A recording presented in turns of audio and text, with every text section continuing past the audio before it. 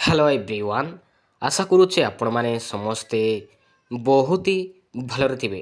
ତ ଦେଖନ୍ତୁ ପିଲାମାନେ, ବିଏସ୍ସି ଓଡ଼ିଶା ତରଫରୁ ମାଧ୍ୟମିକ ଶିକ୍ଷା ପରିଷଦ ଓଡ଼ିଶା ତରଫରୁ ଏକ ବହୁତ ବଡ଼ ଅପଡ଼େଟ୍ଟି ଆସିଛି ଆପଣଙ୍କର OTET ରିଜଲ୍ଟକୁ ନେଇ।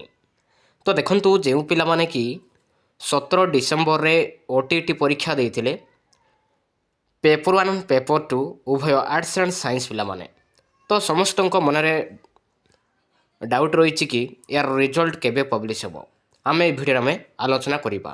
जदि प्रथम करी चैनल रे आसुती ताहाले चैनल को सब्सक्राइब रखंतु, जा फल कि आपण माने नुआ नुआ अपडेट सर्वप्रथमे देखा पाई परिबे। तो देखंतु, जेउ पिला माने कि 17 डिसेम्बर रे OTET परीक्षा देथिले उभय आर्ट्स एंड साइंस पिला माने पेपर 1 पेपर 2, तो पाखापाखि 1,60,000 पिला परीक्षा देछथि। यार रिजल्ट केबे पब्लिश हेबो। तो देखंतु, आपणकर OTET रिजल्ट खूब शीघ्र आपणकर OTET रिजल्ट देखा पाई परिबे।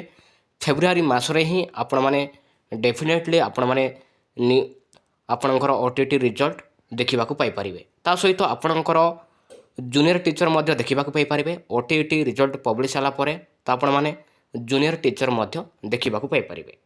Thank you.